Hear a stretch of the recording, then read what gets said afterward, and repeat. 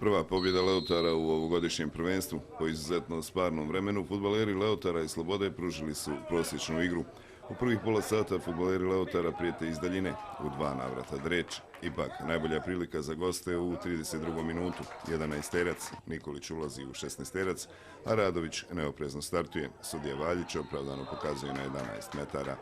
Jogunčić dobro šutira, ali golman domaćina Milenković još bolje reaguje. Ostaje 0:0.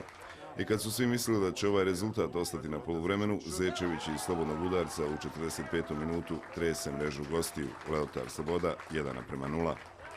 I drugo poluvrijeme donosi prosječnu igru. Ratkovica u 48. šutira, ali golman Mujkić brani njegov udarac. U 53. minuti gosti reklamiraju penal. Sudija Valjić je bio dovoljno blizu. Možda je i Jogunčić u 16. igrao rukom u 59. minuti. Fudbaleri Leotara pokušavaju povećati vodstvo preko Šarabe u 61. Pored gola, Halilović sa 25 metara šutira pored gola, da bi u 88. Maničić za malo bio neprecizan. Još jednom se gosti bune za 11-terac, ali od penala ništa.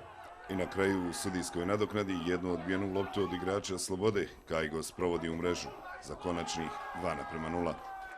Primamo gol iz opet 45. minut iz prekida, dakle drugo poluvrijeme opet Leotar je uspio sačuvati tu svoju prednost, opet primamo gol u 94. 95.